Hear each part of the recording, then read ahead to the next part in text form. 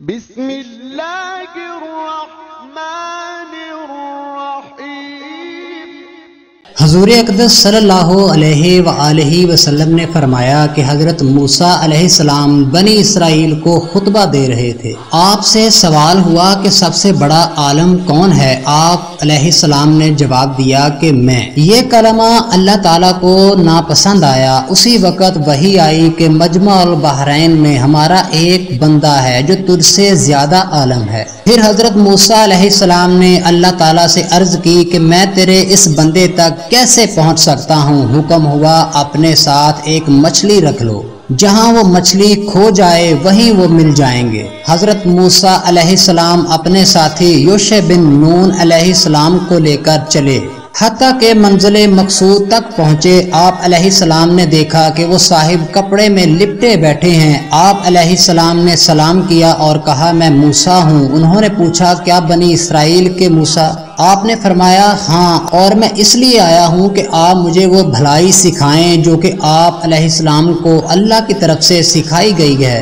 آپ نے فرمایا تیرے ہاتھ میں توریت ہے، آسمان سے وحی اترتی ہے، کیا یہ کافی نہیں؟ موسیٰ آپ میرے ساتھ سفر نہیں کر سکتے اس لیے کہ جو علم مجھے ہے وہ آپ کو نہیں، جو علم آپ کو ہے مجھ کو نہیں۔ اللہ تعالیٰ نے ہم دونوں کو جداگانہ علم عطا فرما رکھا ہے۔ حضرت موسیٰ علیہ السلام نے فرمایا انشاءاللہ آپ دیکھیں گے میں صبر کروں گا اور آپ کے کسی فرمان کی نافرمانی نہیں کروں گا۔ حضرت خضر علیہ السلام نے فرمایا کہ اگر آپ میرے ساتھ رہنا چاہتے ہیں تو مجھ سے کسی بھی بات کے متعلق جو بھی میں کروں سوال نہ کرنا، یہاں تک کہ میں خود آپ کو خبر دوں کہ میں نے فلاں کام کیوں ایسے کیا۔ یہ باتیں کر کے دونوں حضرات ساتھ ساتھ چل دیے۔ دریا کے کنارے ایک کشتی تھی۔ کشتی والوں نے حضرت خضر علیہ السلام کو پہچان لیا اور کرایہ لیے بغیر دونوں کو سوار کر لیا۔ تھوڑی دور چلے حضرت موسیٰ علیہ السلام نے دیکھا کہ حضرت چپ چاپ کشتی کے تختے کلہاڑی سے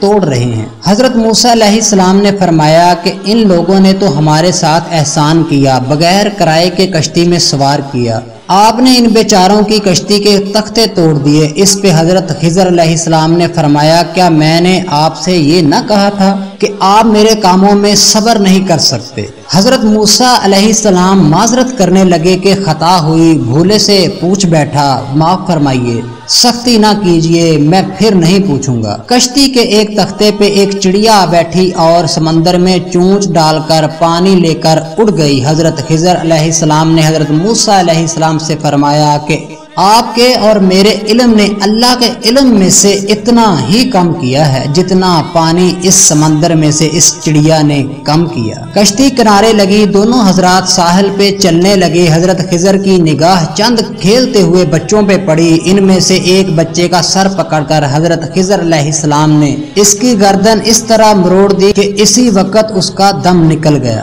حضرت موسیٰ علیہ السلام سخت گھبرائے، فرمانے لگے بغیر کسی وجہ کے اس بچے کو آپ نے حق مار ڈالا، آپ نے بڑا ہی منکر کام کیا۔ حضرت خضر علیہ السلام نے فرمایا کیا میں نے آپ سے پہلے ہی نہ کہہ دیا تھا کہ آپ کی اور میری نبھ نہیں سکتی، آپ میری باتوں پہ صبر نہ کر سکیں گے؟ حضرت موسیٰ علیہ السلام نے فرمایا اب اگر میں کوئی سوال کروں تو پھر مجھ کو اپنے ساتھ نہ لے چلنا۔ پھر دونوں حضرات ہمراہ چلے، ایک بستی میں پہنچے، وہاں کے لوگوں سے کھانا مانگا، انہوں نے انکار کیا۔ وہاں ایک دیوار تھی جو گرنے کے قریب تھی، اسی وقت حضرت خضر علیہ السلام نے اسے درست کر دیا۔ حضرت موسیٰ علیہ السلام نے فرمایا کہ خیال تو فرمائیے ہم یہاں آئے، ان لوگوں سے کھانا طلب کیا، انہوں نے انکار کیا اور آپ نے بلا اجرت ان کی دیوار بنا دی۔ آپ اگر چاہتے ان سے اجرت لے لیتے۔ حضرت خضر علیہ السلام نے فرمایا بس اب 3 بار ہو چکا، اب آگے آپ میرے ساتھ نہیں چل سکتے۔ اب ان تینوں کاموں کی جن پہ آپ نے اعتراض کیے حقیقت سنیے۔ فرمایا کہ کشتی کو عیبدار کرنے میں تو یہ مصلحت تھی کہ اگر یہ صحیح و سالم ہوتی تو آگے چل کر ایک ظالم بادشاہ تھا جو ہر ایک کی اچھی کشتی کو ظلماً چھین لیتا تھا، اس کے ہاتھ لگ جاتی، حالانکہ یہ کشتی ہی ان مسکینوں کی روزی کمانے کا ایک ذریعہ ہے۔ اب جبکہ وہ اسے ٹوٹی پھوٹی دیکھے گا تو چھوڑ دے گا۔ بچے کو قتل کرنے کے بابت فرمایا کہ اس بچے کی جبلت میں ہی کفر تھا۔ آپ نے فرمایا کہ بہت ممکن تھا کہ اس بچے کی محبت اس کے ماں باپ کو بھی کفر کی طرف مائل کر دیتی۔ اس کی پیدائش سے اس کے ماں باپ بہت خوش ہوئے تھے اور اس کی ہلاکت سے وہ بہت غمگین ہوئے، حالانکہ اس کی زندگی ان کے لیے ہلاکت تھی۔ آپ فرماتے ہیں ہم نے چاہا کہ اللہ تعالیٰ انہیں ایسا بچہ دے جو بہت پرہیزگار ہو اور جس پر ماں باپ کو زیادہ پیار ہو، یا یہ کہ جو ماں باپ کے ساتھ نیک سلوک کرے۔ اس لڑکے کے بدلے اللہ نے ان کے ہاں ایک لڑکی دے دی۔ اس دیوار کو درست کر دینے میں مصلحت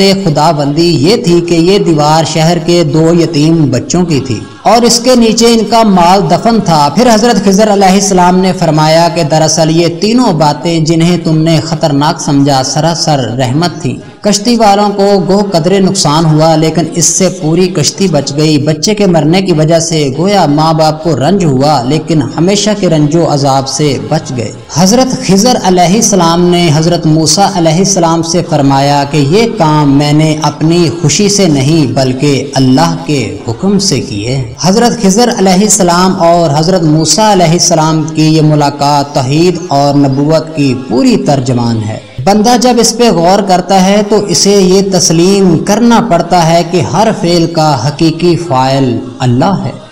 تو سہارا بے کسوں کا بے بسوں